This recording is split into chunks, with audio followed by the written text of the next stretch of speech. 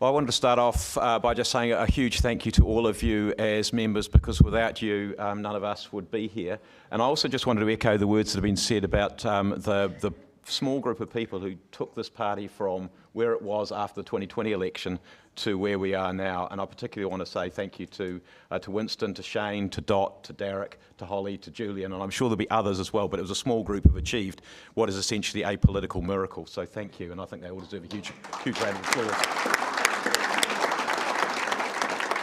Look, for us as backbenchers, as Jamie's already said, we've got two roles. One of them is the time when we're in the House, and the other one is the time when we're in the recess week. So in the House, obviously we're sitting in the House. We have to go through some long interminable debates when Labor and the Greens are asking all kinds of silly questions, but we've got to go through that process.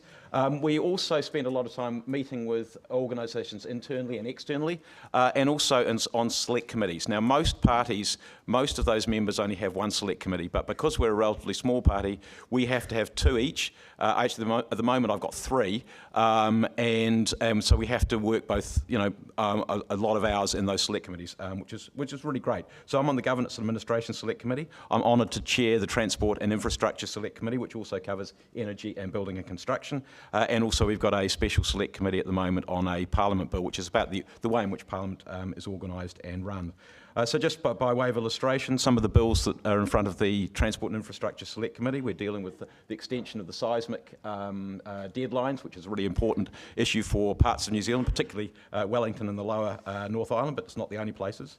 We're dealing with the roadside drug testing legislation, and can we put a regime together that works there to make our roads safer, and also looking at construction materials, so can we be more flexible though, so we can drive the cost of building houses in this country down. We also undertake inquiries. So a couple, we all love road cones, so we've been doing we've been doing an inquiry into temporary traffic management, which costs this country an absolute fortune and frustrates the hell out of all of us. And we've also been looking at transport to Northland, so that we can help boost the economy of Northland. And so that's a really once dear to many of our hearts. We also have scrutiny weeks, which are a new innovation with this term of Parliament, which gives us the opportunity of having all those government agencies in front of us and ask them lots of hard questions and driving better performance. And that's a really, I think, a very exciting proposition. And then with our team within the office in Parliament, and I want to say thank you to you, we also do research projects. At the moment, I've been working with some of the team there to look at the Maori wards legislation and whether we can improve that, freedom of speech, and the need, desperate need we've had for decades and decades and decades for a decent immigration and demographic strategy, because we have not had one of those probably since Julius Vogel was a kid. So that's part of our job. The other part is the recess part of it. So people say, well, you're a Wellington MP, what are you doing up in Gisborne or Bay of Plenty or wherever it might be, or down in Marlborough?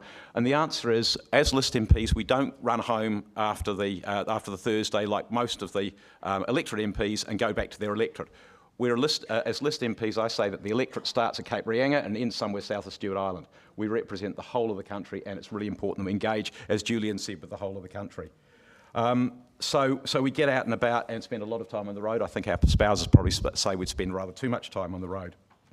But just by way of illustration, over this last recess alone, the last couple of, say, 10 days or so, I have met with multiple mayors right around the East Cape, Bay of Plenty area, with iwi and ahu whenua trusts and organisations, with major corporates, looked at PGF projects, and I've got to echo that point. People are seeing the value of the provincial growth fund projects in spades. Yesterday we were at a meeting elsewhere in Hamilton with a lot of the business and political leaders there, and somebody stood up and said, thank you for the work that you're doing there with Taradale. They use Taradale. If that stop bank hadn't been raised during the floods around Cyclone Gabriel, Taradale would have got flooded, would have caused immense damage and probably immense loss of life as well. That is part of the impact of the Provincial Growth Fund, and it's a story which is not being told well enough.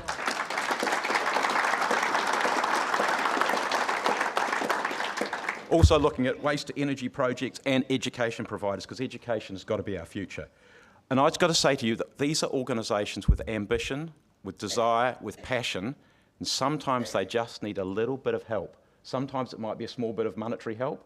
Sometimes it might be just government getting out of the way, getting the regulators out of the way. And sometimes it might be saying to a centralised organisation, I look at Te Kira there, we went to Wairoa, and they were saying that they're being run from Hawke's Bay. And that doesn't work for them. So we've got to empower our local communities to be able to make a difference for themselves. That's what they need. Our key ambition as a party has been, and Shane has been the champion of this, to grow our economy, because if we don't grow our economy, then we can't afford all the great things that people want us to pay for. And that means, in my opinion, that we've got to take some risks. And the PGF, there were a bunch of risks in that. The Regional Infrastructure Fund, there will be a bunch of risks in that. Some things might not quite work out perfectly, but so what? Because if you don't take any risks, you won't get anything done. You won't achieve anything. So taking risks is important, and we need to be unapologetic about doing that. And so just give you a couple of illustrations. We need more scientists, don't we? Yeah? So I visited the House of Science a couple of days ago. They're based in Tauranga, and they are putting together great science kits for primary school teachers, because a lot of primary school teachers don't know how to teach science. They don't know what it is that they should teach. So they're putting together these great kits. At the moment, they cover a third of New Zealand. They're doing it on the smell of an oily rag and some sponsorship and other support. They would love to have just that little bit of support, tiny bit of support from central government to make their job easier and to cover the whole country, so we've got more scientists for the future. That's an illustration. Second illustration, we went to see the YMCA in Gisborne, and they are turning around young people, directionless people whose direction, if they have one, will be to gangs, prison, etc. They're turning them around, giving them some discipline, getting them up in the morning, getting them off the couch, as Shane would say, and getting them into programs so they're learning automotive mechanics, joinery, those kind of things, and they're coming out much more confident, ready to go and do vocational training and so on like that. Those are the kind of things, it's a little bit of support, we can make a huge difference to our country.